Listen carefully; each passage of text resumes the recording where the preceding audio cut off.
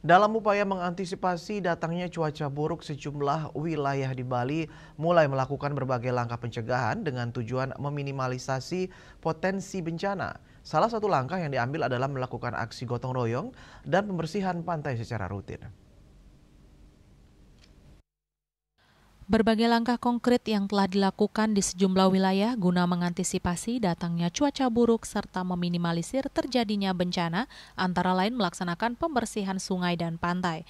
Lurah Desa Adat Legian Putu Eka Martini mengatakan, upaya ini diharapkan mampu mengurangi risiko adanya genangan air dan banjir saat hujan turun, seperti melaksanakan gotong royong, melakukan normalisasi berupa pengerukan sungai untuk mencegah adanya genangan maupun banjir di lingkungan desa adat. Kegiatan tersebut bertujuan menjaga kebersihan lingkungan serta memperindah kawasan sungai agar terlihat lebih asri dan estetis.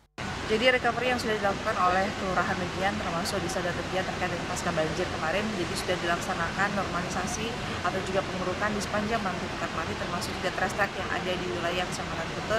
Ya, tentunya ini kami berharap bahwa bisa meminimalisir terjadinya nanti genangan maupun juga banjir yang ada di wilayah Kelurahan maupun Desa Adat Legian.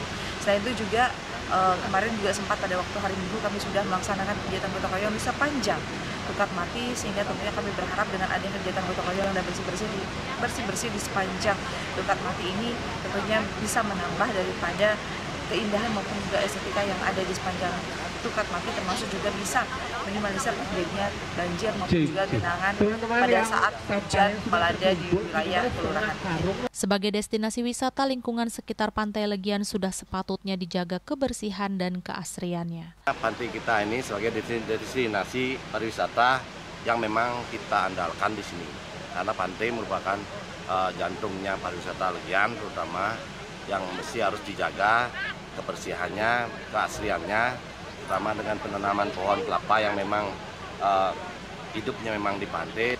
Dan untuk kedepannya mudah-mudahan terus bisa berkelanjutan, karena kita di sini di pantai ini kita punya musim sampah. Mungkin akan mulai November, Desember sampai Maret. Nah, mungkin bisa dibantu sebagai hotel untuk bisa membantu kita untuk membersihkan pantai ini sehingga tetap bersih, aman, dan lestari. Sinergi antara pemerintah, kelurahan, desa adat, dan masyarakat dalam upaya menjaga lingkungan sekaligus mengantisipasi cuaca ekstrem sangat dibutuhkan. Upaya ini diharapkan terus dilaksanakan secara rutin dan berkelanjutan.